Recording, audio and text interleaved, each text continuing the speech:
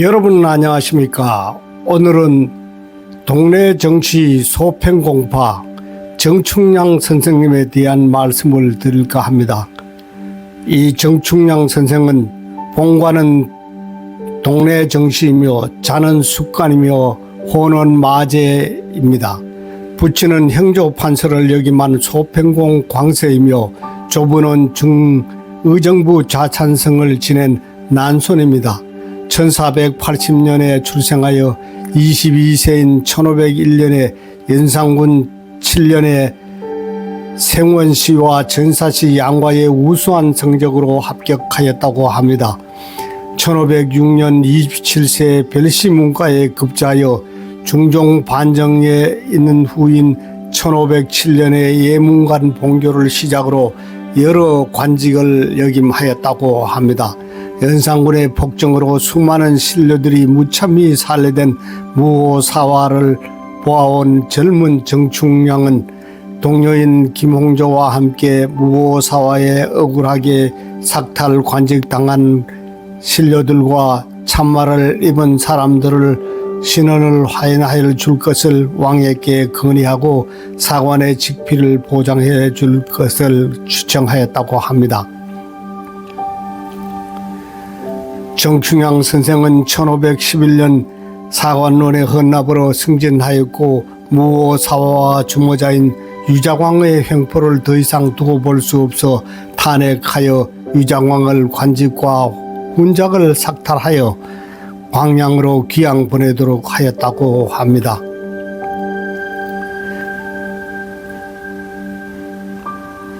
중마 고유인 김한국과 동문수학한 선생은 조광조, 김정 등과 함께 의기투합하여 중종 반정 공신들과 횡포를 막았으며 당숙인 대제학 정광필을 필두로 한 안당 등 원로 계획파들을 설득하는 데 앞장섰다고 합니다. 1519년 중종 14년 봄에 정충량은 도승지에 올라 종중의 정치계획에 측근해서 보필하고 있었으며 그해 11월 김효사화로 도승지에 오른 지 6개월이 안 되어 밀려나 2조 참의로 좌천되었고 또다시 공조 참의로 좌천되자 관직을 버리고 현재 경기도 광주인 현 광주시 장지동에 담안마을로 낙향하였다고 합니다. 이후 장지동은 대대로 살고 있는 동체정치 정기 소평공파의 입항조보로서 후손들이 500년을 새기면서 조상의 묘역을 온전히 관리하여 온 결과 2013년 광주시 황토 문화유산 유형문화재 기념물 제10호로 지정되었다고 합니다. 오늘은 저도 제30 소평공사 제32대 손으로 이 글을 만들어 봅니다.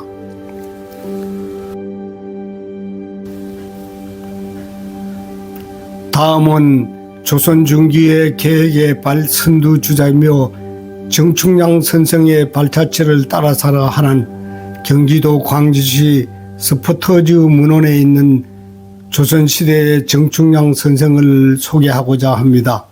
성리학을 통치 이념으로 삼은 조선의 정치 세력은 성리학의 정통을 준수하는 살인파와 역성혁명을 통해 권력을 잡은 훈구파로 나뉘었다고 합니다.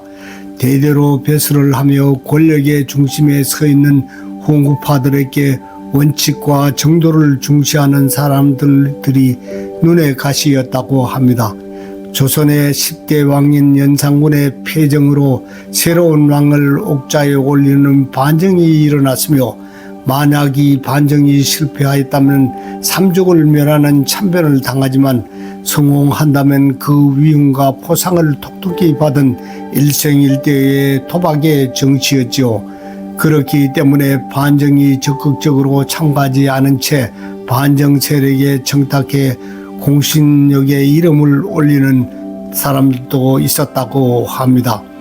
1506년 중종 원년에 시행된 별시문과에 27세에 급제한 정충량 선생은 연산군 사망 직후 중종 1년 11월에 연산군 일가의 편찬에 기주관 춘추관에 둔 정오품의 관직으로 역사의 기록과 편찬을 담당하였으며 시정을 기록하는 일을 맡았다고 합니다.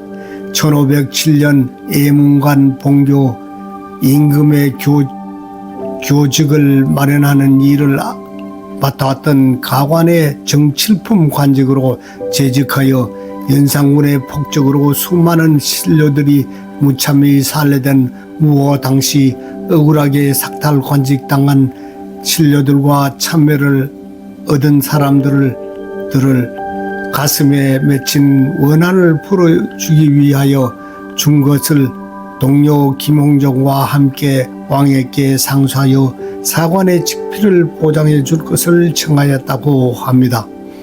올바른 정치로 위해 조정에 출사한 정충양 선생이지만 당시 조정에는 중종을 옥자에 올린 훈구 세력의 권세가 하늘을 지르듯 하였다고 합니다. 심지어 중종은 조회가 끝나고 삼공신 즉 박종원, 유순정,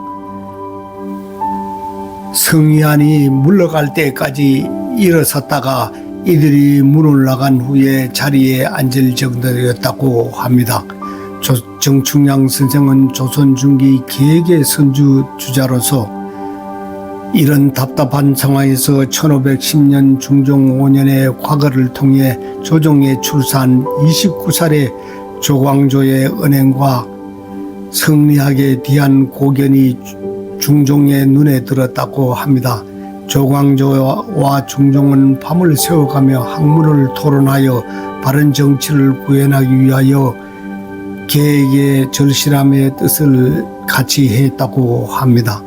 30살의 정충량은 29살의 조광조는 중종의 계획에 발맞추어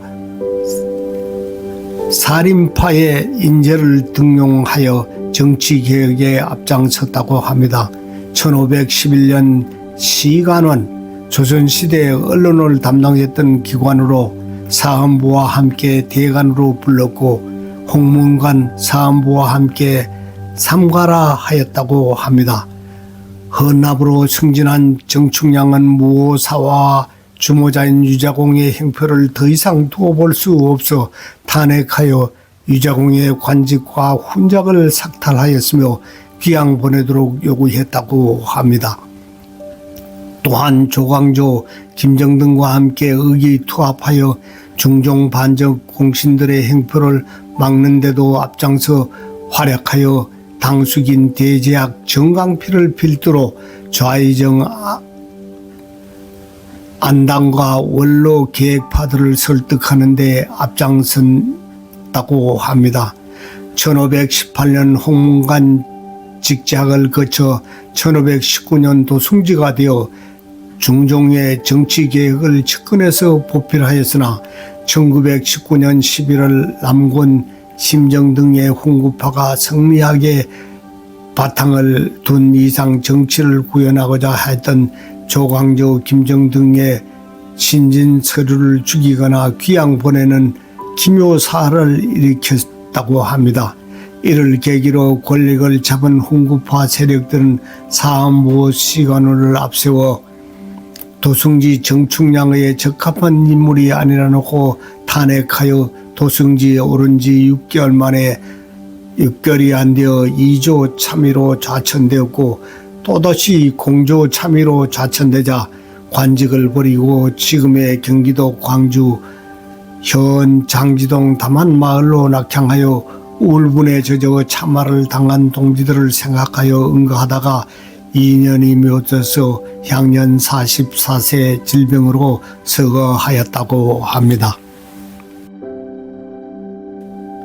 이것으로 선조 정충량은 1480년 성종 11년에서 1523년 중종 18년의 인물이었습니다.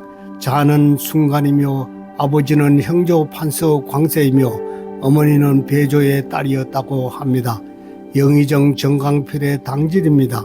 묘역은 종종 중종 이후 조성된 곳으로서 장자 승계를 원칙으로 정한 종법이 묘소에도 적용되었다고 합니다. 엄격한 위계 질서에 따라 7단으로 배치되어 있다고 합니다. 여러분 어떠셨습니까? 이것으로 선조 정충량 선조님의 발자취를 찾아보았습니다. 오늘도 정학은 문화관광TV는 더 좋은 콘텐츠로 여러분들에게 다가가겠습니다. 구독과 좋아요는 저에게 큰 힘이 됩니다. 여러분 대단히 감사합니다.